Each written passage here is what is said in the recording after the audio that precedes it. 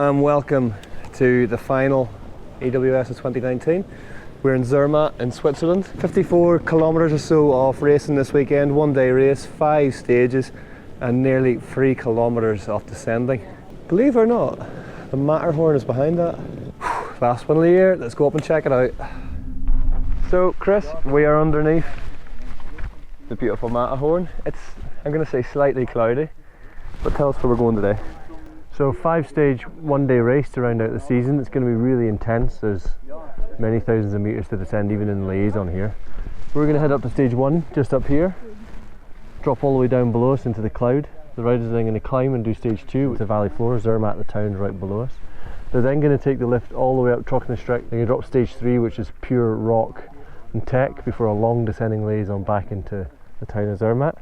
They're then going to come back up here, climb over, before riding stage 4 through those wild rocks, and then bending round on a climbing liaison onto the lower section of the Gornegrat, very famous peak there at the back, and they're going to drop stage 5 all the way down into the town of Zermatt to round out the season. First stage, just over 3.5 kilometers long, and it's the second highest start of the race. So riders a long, flat, fast, high altitude start before dropping into these switchbacks, of which will be a theme of today. Oh! Stewards riders have practiced their nose manual. Always leaping around in like some kind of Russian ballerina. Whoa! Just shitting myself. Plenty of line options. There's also plenty of little rocks. You see a lot of these drainage ditches crossing make them pretty sharp here. You're very busy the whole time. Losing a load of speed there where I didn't need to. Oh, huck. Not done that before. And a nice dusty straight. Coming in fast. Finish stage 1.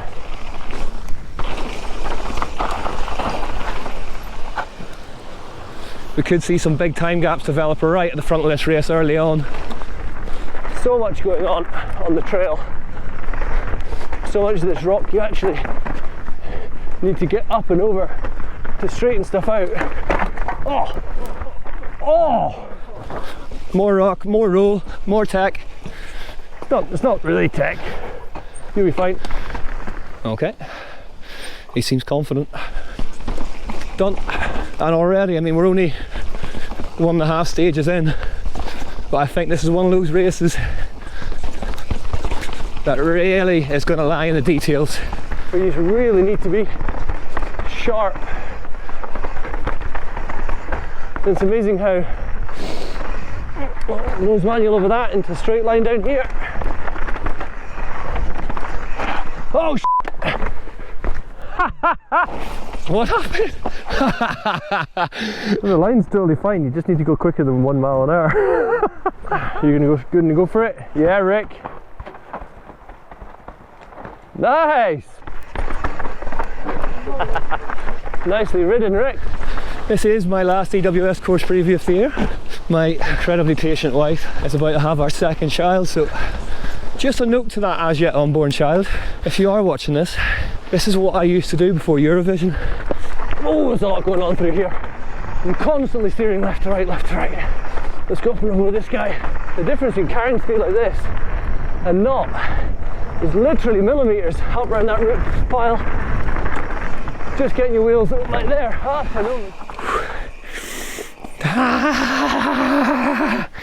Rick finishes stage 2. Boom. There are no cars in Zermatt, only these little electric trucks. You know what I mean? Because they really couldn't what's going on. Look at that. That's what height are we at here? We are at roughly 3,000 meters. Is that Zermatt down there? Look in the hole in the cloud. Exactly, we can see Zermatt. Italy up here, Klein Matterhorn, Yeah. Breithorn, and then the Duferspitz and the Monte Rosa and the big Monte Rosa glacier. And you can actually see over to the left, that's the top of the Gornegrat, where stage 4 drops and then 5 into the valley. So this is known as Smuggler's Run. Look at it! And it's safe to say there is no soil on this stage. I know I've used this pun before, but this really is putting the mountain back into mountain biking. If you're going to win this championship, you are the complete package. Heading down towards Zermatt, you can see it poking out the clouds. Oh, look at this single track. You'd never think you'd find a trail that looked like this all the way up here. There's a couple of little climbs just in this section which you're going to want to remember. It's self-indulgent almost, this, isn't it? It's just like, oh yeah. I come out with this thing that's talk about the 4,000 metre peaks that's around Zermatt, and I went, we're just in this cradle of giants. Oh, cradle of giants! You need to make sure we get that. We'll make sure we get that in, yeah. Here we are setting off once more into the cradle of giants. The cradle of giants. Oh. Oh. Oh.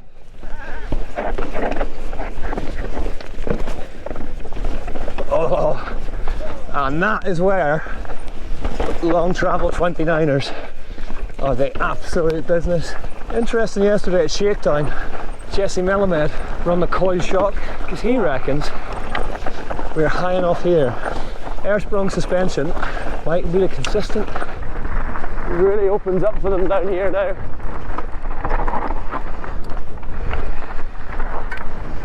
The Monte Rosa, the different spits just grabs your eyes and you're like, no, gotta look at the corner. Yeah. And that is the finish of stage 3. As proved testament by this man's sign. Just on stage 3, we're now riding to the bottom to get a lift back to stage 4, and there's a small matter of 1,000 metres of vertical to descend.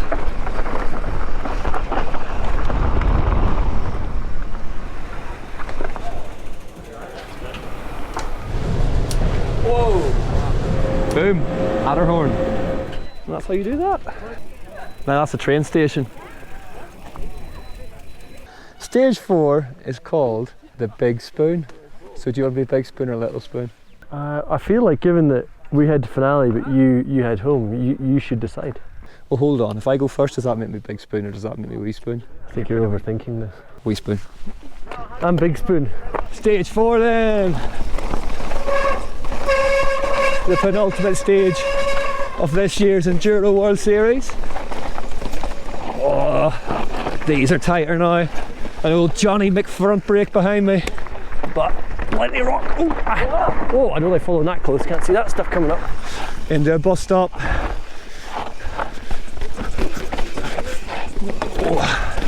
Perfectly. Oh, no. Oh, I think there's an inside line there. Such yeah, there's the gradient pitches downwards. That of course means the trail needs to switch back more and more. The bus is round the corner and it's so tough with this dust. It's actually an inside line on this rock slab. Yeah. Oh no! Where's it going? Quickly, quickly, quickly, quickly, quickly.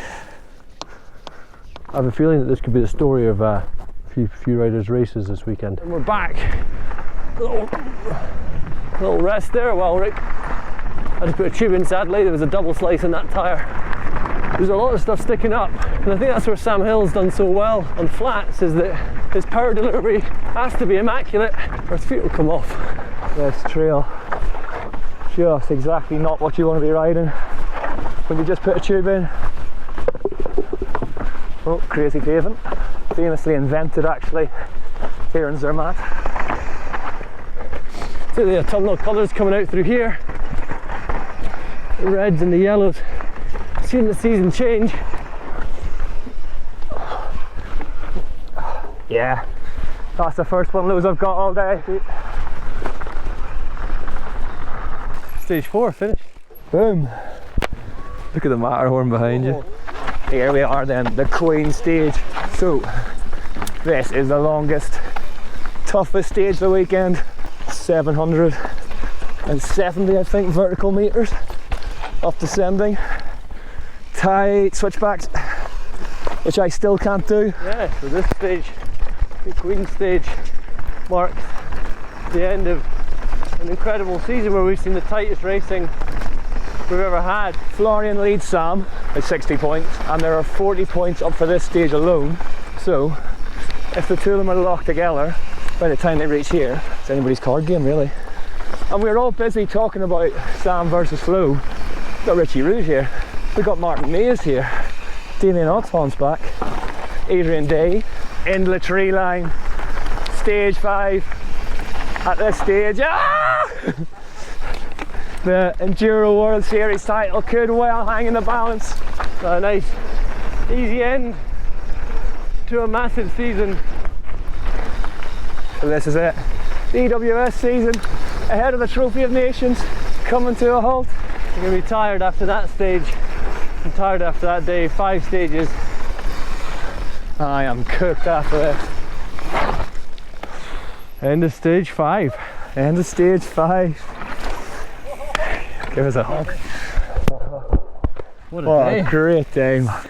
Debrief me, because I can debrief no longer. Debrief.